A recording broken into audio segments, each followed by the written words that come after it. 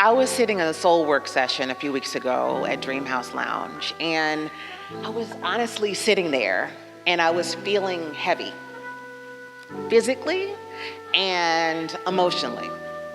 And this concept came about weight. And I was like, I want to talk about weight. I want to talk about it, what it means. Are we fussing about it for no reason? And the only person that I texted and thought of was the very own Dr. Courtney Arianne Washington, who is the owner and founder of Fleur-De-Lis Aesthetics, as well as Concierge Care. And she's also WDSU TV's medical correspondent. So she's here with us today. Dr. Washington. We got fly doctors, you know? They didn't have doctors like this back in the day I came from. So, Dr. Courtney, thank you so much. Me. Always, always. So, incredible woman, and she's going to speak with us about releasing the weight. So, weight is an issue for so many people. Just weight loss, all the gimmicks, especially women. And I'd like to shift the conversation personally about weight to health and from control to care. So, I want to talk to you, first of all, about the numbers. Should we worry so much about the numbers? You know, I'm sitting at like 180 now. Like, should I worry about that now, or is it okay? What numbers should we care about? So the numbers that you should care about are your numbers for your labs. So I want to look at your overall health. Weight is just one of those metrics that we use to gauge your risk for cardiovascular disease, which is the #1 killer of all people, especially African Americans. Your labs, specifically your hemoglobin A1C, what is that? So that is a measure to see if you have diabetes, or even if you do have diabetes, you need to know that number because that tells me how well your diabetes is controlled. Your cholesterol panel, how well your kidneys are functioning. So those are the numbers that I look at first, other than just weight. Okay. How does weight impact those numbers, though? So weight impacts those numbers in various ways. So when you carry an excess amount of fat, it puts your body in a pro-inflammatory state, which makes you at risk for blood clots, heart disease, all of those things that we hear about on TV. But even deeper than that, weight is so multidimensional when it comes to that, and it's digging deep under where that weight is coming from. Is it depression? Is it binge eating disorder? Is it relying on food as a coping mechanism when we have a stressful day? So it's deeper than just the weight. Very well. So now we all know that our metabolism decreases as we get older. Is there any way we can kind of stave that off or prevent that from happening? So there's no prevention, but you can slow it down. So working on those healthy habits, like eating things that are fresh most of the time, working out, focusing on your mental health, sleeping. Sleeping is like a bath for your brain. So you have to do that self-care, that self-love, so that as we age, we don't really feel the huge impacts of that slowing down of the metabolism. So the heart disease, the other problems that come with aging, you're gonna kind of just cruise through that if you take care of your body earlier. Dr. Washington, does fruit cocktail count? I just wanna know. I really do wanna know. Does it count? The fruit cocktail? Fruit cocktail. If I can't get fresh fruit, right? I can't get to an area that has it, or I'm just busy, I'm traveling, I can't get it. Can I get some fruit cocktail? I knew she was gonna say no. I knew she was gonna say no. So you want me to be honest? Okay. So fruit cocktails have a lot of man-made sugars in it. It's just a whole bunch of sugar, and it's processed in order to be able to stay on the shelf for 5 years. So it's not necessarily the healthiest thing. It's like eating a bowl of sugar, but not real sugar. Okay. Fake sugar. So not necessarily. If you can't get fresh fruits and vegetables, because we know that food deserts do exist, the healthier alternative would be frozen fruit or frozen vegetables. Just be mindful that if it's frozen vegetables, it is preserved with salt. So give them a nice little rinse. All of the studies show that nutritionally, it's a little bit decreased in its nutritional value, but still very healthy if you can't afford or if you're not close to somewhere that has fresh fruit. Okay, very well. Thank you so much for that. Well, not do my fruit cocktail in the morning. All right, so for those of us who are concerned with our weight, and we're just like, for instance, I just came off a real situation with a lot of work and everything, do you advise, is it okay for us to get a jump start with Ozempic or Wegovy or any of those? Is it healthy for us? This is a very hot topic that I talk about a lot. So I would say that it's not necessarily unhealthy, but I don't want people to look at it as a jump start. Think about this as a healthy lifestyle change. These drugs are very powerful. They're very good. We just got the indication for cardioprotection, and it actually reverses some of the inflammatory changes that occurs with heart disease. So they're good drugs. But my goal that I tell all of my patients, and really the World Health Organization agrees, you want to focus on being healthy overall. So look at this medication as kind of like a little bit of a help, but not something that you want to be on for the rest of your life. Yes, it does decrease your appetite while you make the healthy lifestyle choices on things that are good for you most of all. I'm not saying you can't ever have Bluebell or anything like that, but it's while you fix your relationship with food. Another thing about these drugs, there are a lot of compounding pharmacies. There's a lot of these ads that I see online, and it scares me because these are real drugs. These are real drugs. I work in the ER as well. It can cause pancreatitis. It can cause liver failure. So see your doctor and go over that whole health plan with your physician that knows you, and then y'all make that decision together. These quick fixes on diets and things like that, it is not healthy, and it can have some really severe consequences for your health. Dr. Washington, you just said something that triggered me. You said healthy relationship with food. I know I've had a very unhealthy relationship with food where you're almost afraid to eat. You know, can I have meat? Can I have sugar? Can I have this? Can you help us figure out how we can actually establish a healthy relationship with food? Yes, so foods, and I'm from New Orleans, so food is like, you come over to my house, I have to have something to eat. Like that's just how we do it. My grandmother was a big proponent on that, but that's part of our culture, but we usually cooked the food, right? A lot of the times, because of modern and Uber Eats and we get everything delivered, everything's processed, and it's not necessarily healthy. And there's so many different messaging on what is a healthy food, what is not. These diets that exclude everything, Atkins, vegan, you need a good variety of all of the foods. So you do need healthy foods and healthy options. So it's not being obsessed with not eating something, but having a variety and try to eat as many fresh fruits and vegetables as you possibly can. Try to bake your meats instead of frying them, or barbecue them, or air fry them. So more so of that thing, but obsessing about, oh, I can't eat this, I can't eat that, that's gonna make you crave it more. And really the most powerful organ in your body is your brain. So going through your relationship with food and things that are naturally healthy. The fresh produce section is the first section in every store, y'all. And we pass it right up because the cookies are standing right there and they're always on sale. You ever notice that? The cookies and the cakes in Walmart are always on sale. So it's focusing on eating most of the healthy stuff. And if you incorporate that as your daily routine, the rest of it becomes like a way of life. So if you happen to get the fruit cup every now and then, it's okay. Okay. It's okay. Okay. All right. We'll make a habit out of it. So I want to ask a question. You just mentioned like Atkins, vegan. So you've got restrictive diet. You've got intermittent fasting, which I have found help me. It does. Blood type diets. Do you find that any of these work? Does intermittent fasting really work? Should we be doing any of these?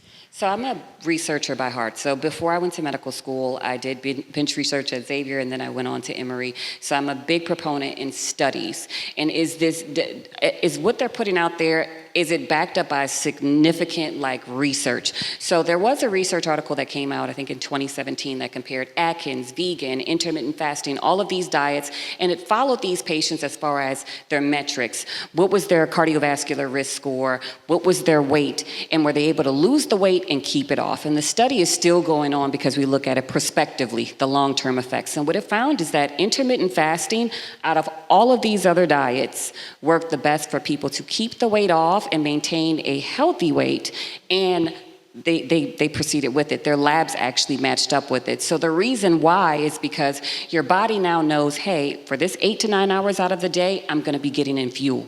So the rest of the 16 hours, your body is in that metabolism, processing what you eat so that your body can use it more efficiently, instead of, if your body doesn't know when you're eating, you go into starvation mode. So it's easier for your body to hold on to those excess calories and store it as fat, if that makes any sense. Yes. So intermittent fasting, I don't call it a diet because diets, the D word is a very nasty word in my practice. We call it a lifestyle choice. Okay. A lifestyle choice. So intermittent fasting, interweaving that, I still do it. So it works and it's healthy for you. Blood type diet?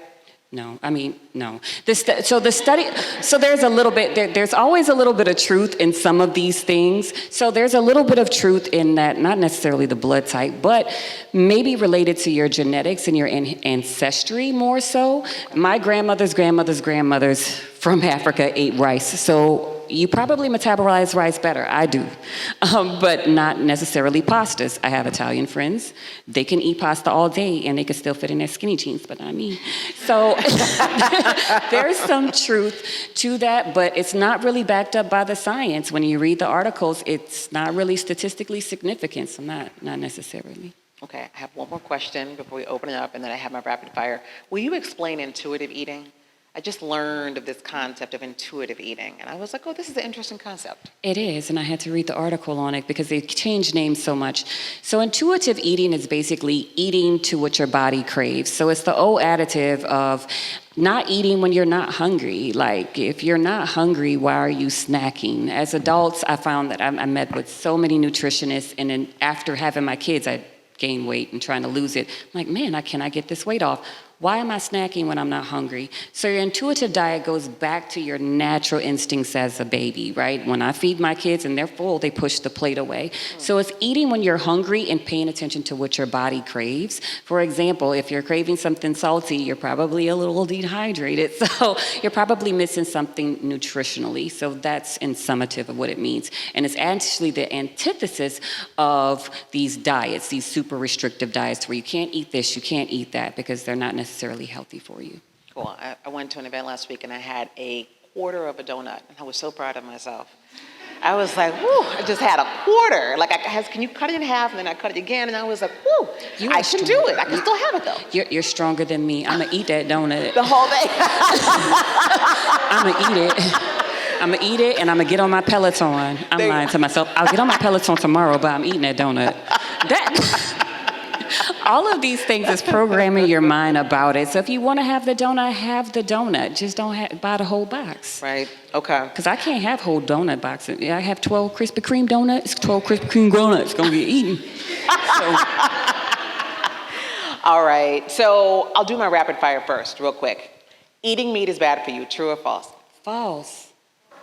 You need the proteins in meat. So I do have colleagues and patients in my practice who may be Indian and they are vegetarian, but the amount of supplements that they have to take every day just to not be anemic, their teeth don't get wiggly and their hair doesn't fall out, it's a lot. Meat, you get vitamin B12, you get a lot of your iron in there. So unless you're really very, very strict in eating the right things, your health is gonna suffer. Okay. Should we eat all meats, or just can we have deer, lamb, pork, beef, chicken, everything? In moderation. So the studies show that having beef, like consuming beef frequently, does increase your risk of a heart attack. We know that. So it's not that you can't have it, but have it in moderation. So anything in excess is not necessarily going to be good for your health. Can you break that down? No, moderation meaning? So moderation. So beef, for example, you shouldn't be having beef every day. So beef, I think the recommendation, I have to brush up on it, is once every couple of weeks or once every month or something like that for beef, because it's high in fats, it's high in other things that cause cardiovascular disease. So that's why they came out with Impossible Burgers, which is actually bad for you. But if you read the language, it says that those burgers are healthier than beef. It never said it was healthy. You see the marketing Jedi tricks? So that part. But the things that are healthy for you are fish with the skin on. It's high in omega-3s. It's high in all of the good fats and the good proteins. Chicken is actually pretty good for you if you're not frying it. Right, deep frying it. Yeah, and if you take the skin off the fried chicken, that doesn't do anything because the grease still got in the meats. I'm sorry to bust y'all dreams. Yeah, we think we were doing something, taking it off. Like, no. No, just eat the whole chicken. I mean, you're there. Just do it. Okay, so fats are better for us than carbs. True or false? That is false. You need fats and you need carbs, guys, the good fats. So avocados have great fats and they have great carbs. So you need a combination of both. Okay. Last couple. Sugar is the devil. True or false? That is false. You can die of low blood sugar. You get shaky. You need sugar. Sugar is like the building block, and it's like gas for our body. So you do need sugars, but it's the simple sugars that you get from like fruits and vegetables. So if you go on a no sugar diet, you're going to be on the floor, and then you're going to see me in the ER. I'm like, who told you to do that? It was TikTok. Right, it was TikTok. So no to the Sour Patch Kids, though, I have in my car. No Sour Patch Kids. I eat those. Why are you telling on us? I'm just like, can I have in moderation just a little bit? Yes. Okay. Yes, treat yourself. Okay. So there's such a thing as big bones. Is that true or false? I'm just big boned. So see that little bit of truth I talked about? So some people can have more dense bones. It depends on your genetics and your genetic makeup. But that does not account for 100 extra pounds. It's not that heavy. There was a meme that I saw that was like, this is what I see every time somebody say they big bone. And it was this huge like sculpture of the guy. He had big old bone. That's not true. Okay. Protein is only for those who wish to lose weight. No. So I learned of this new term called Ozempic face, and I was like, what's that? So I went on Reddit. You need protein. So protein is like the building block for your skin elasticity, for you to actually build muscle. Your body uses all of the amino acids and things to build your own protein. So if you're going on a protein restricted diet, your skin is going to sag. You're not going to feel good. You're going to look like you done been through it. And we don't want to look like what we've been through.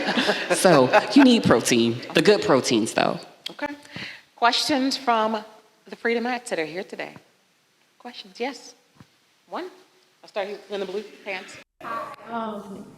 Transparency moment. Pretty much everything that you said for the last 10 years, I have been a part of that, from being at my largest to be where I am now, like into the 150 pounds. So everything that you were saying is like keeping, especially the things about the protein, because I did go restriction. And my skin sink, I lost teeth, I lost hair. And so it took all those years to have a healthy relationship, which it included having a dietitian, a nutritionist, a food therapist. I put money in my nails and my hair, so I decided to put the money into my health. But once I got on the right track, the thing that, since we're all women, that it seems like we don't get a good answer on, and maybe you could help, we're now at this stage where we're going to need perimenopause or menopause. And so now I'm struggling with, no matter how much I work out, how I stick to everything, I have the belly. Yeah, right. And no one is able to, sit and talk to us about it. Even like our moms, they go carry for your cycles. Mm-hmm. And then they skip this stage. And then when menopause time, they say, oh, you're just going through the changes and we just got to deal with it. There has to be some type of conversation or support to let us know that we're not just gaslighting all these things that are going on. And that was just one thing out of everything that you said that you didn't mention, because that does affect our weight. And so can you give some insight on that? And I'm sorry for being so long-winded, but that's a present struggle for a lot of Black women and women in general. That is a great question. Actually, part of my medical weight loss program, most of my patients are actually perimenopausal or menopausal women, because your metabolism takes you're going 60 miles per hour, then you hit a brick wall. And so estrogen and ovulation is very, very important for our metabolism. It just is. It helps kind of slow it up or speed it down, and it's a big speed down, so your body starts to accumulate weight in the most unflattering areas, which is your abdomen or the mommy pooch, okay?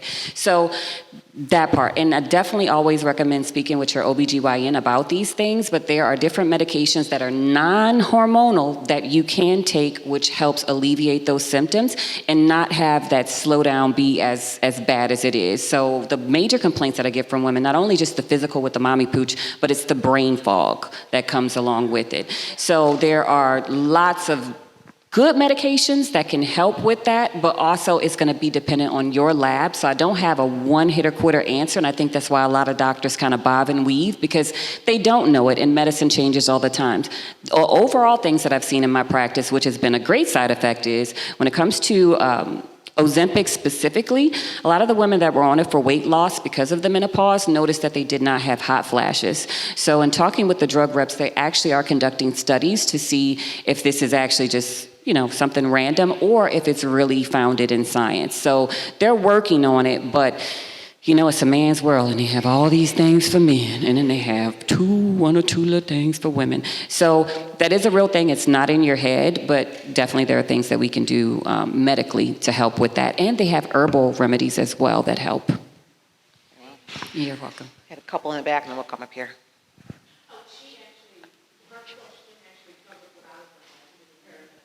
Perfect. Okay. All right. Akosia? Mm-hmm. With our vegetables and staying away from the preserved stuff because of all the preservatives in it. What do you think about dried fruit or dried food like that is preserved that way? Is that healthier, or is there higher sugar content like with fruit, which can, get sweeter when it's dried? So the dry fruit is actually pretty good. It's not bad. It's just that when it is dried, all of those sugars that are natural are more concentrated. So for instance, if you're eating like dried bananas, which are so good, that's one of my favorites, you're more prone to eat more of them because it's freeze dried, but just understand that it's more carbs, more sugar. But it's not necessarily bad. It's just everything in moderation. With our vegetables or the juicing. Like I went to my first big watch eat when I was 8 years old. Yeah, to be long and proud. So I've done, everything and everything that's out there, you can name it, I'm trying. But I've seen that, there's this trend about juicing. I'm really concerned about the lack of fiber that's in your juice, things like that, and whatever else your body needs from this. What would your take be on that? So juicing is not a...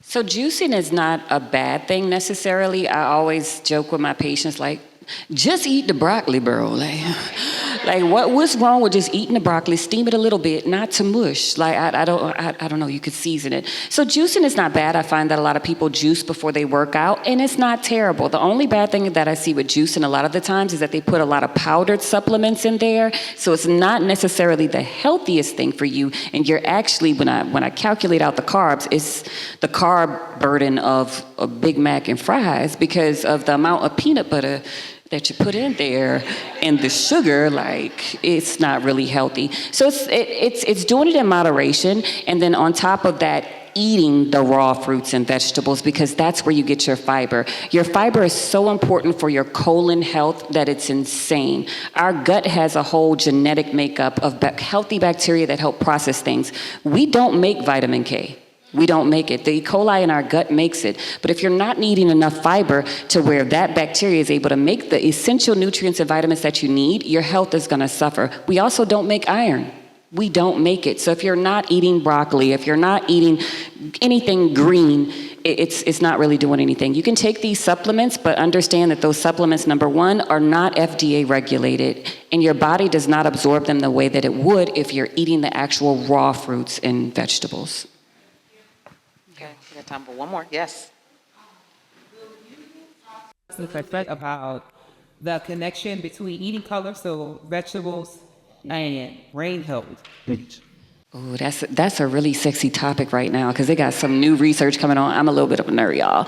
So there is research that's going on about like brain fog, dementia, and why we're seeing dementia earlier than we used to.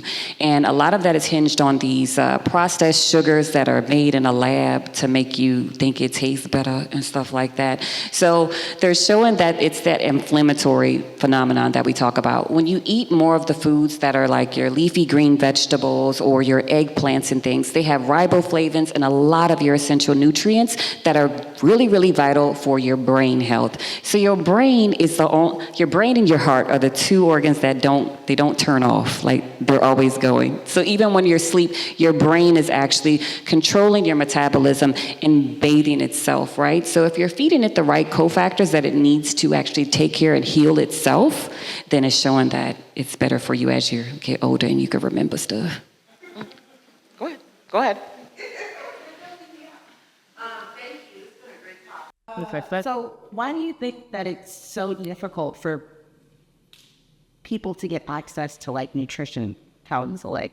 So I've been recently trying to get like a nutritionist, and they want you to have either an eating disorder, like that's the only way they're going to cover it. And so they came back and they're like, you can pay out of pocket and you can get one visit with 4 follow-ups for $500, or you can get one visit with 1 follow-up for $300.